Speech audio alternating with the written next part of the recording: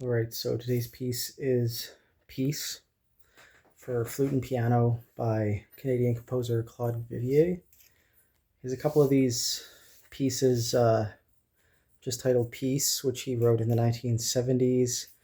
They're some of his earliest works, and they're pretty short. I believe they were commissioned for competitions, for the performers. So I think there's a guitar one and a flute one for sure, which is the one we're looking at today. There might be a cello one, I can't remember. This is the score. I actually found it here in Winnipeg at a book sale that was at a local mall.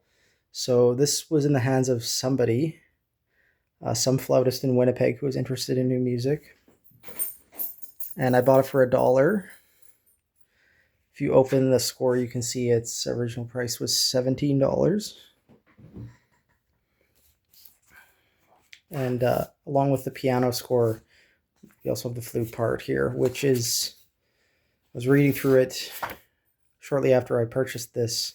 It's not very interesting on its own. I think it's a lot more interesting in the context of the piece. So, yeah, I think it's 5 pages, 1, 2, and it's five minutes of music.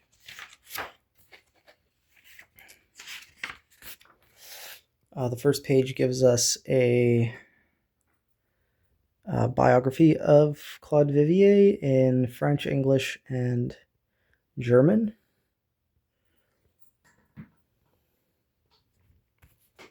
There's his picture. We have already done at least one Claude Vivier episode. I would refer you to that if you want to learn more about him, my thoughts on him. So I've studied with Gilles Tremblay,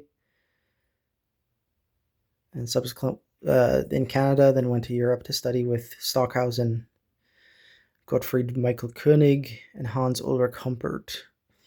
He obtained several grants from the Canada Council and was named Composer of the Year by the Canadian Music Council in 1981. In 1977, so 2 years after this piece, he undertook a long journey to Asia and the Middle East. So this is, all those influences are not present in this piece in the same way. And then, he was one of the few Canadian composers who was able to devote his time entirely to composition, writing one commission after another. But he died in Paris in 1983, so his career wasn't that long in terms of years. Who's to say what he would be doing nowadays if he continued to live? He died really, really young. I believe he was murdered. Yeah, the present piece is part, as I was saying, it's part of a series of compositions. They were written in 1975 for Tremplin International. I guess that's a competition of the Concours de Musique du Canada. So he wrote 7 competition pieces. This is just one of them. So I'm going to listen to this on my phone and follow along with the score. I encourage you to click on the link in the video description to hear this piece for yourself. I'm not terribly familiar with these 7 compositions, so I'm just going to purely talk about what this one sounds like to me today. So, yeah, see you in 5 minutes. I should also say before I start that this publisher seems to publish a lot of Canadian, particularly French-Canadian composers. So I'm seeing a lot of Jacques Etu on here, for example, and Michael Gagnon. The Vivier pieces seem to be pianoforte. Some of his other pieces, so he has a piece for violin and clarinet, a piece for violin and piano, and a piece for cello and piano. Those are all available through this publisher. What are they even called? Doberman YPAN. And then they also have this piece and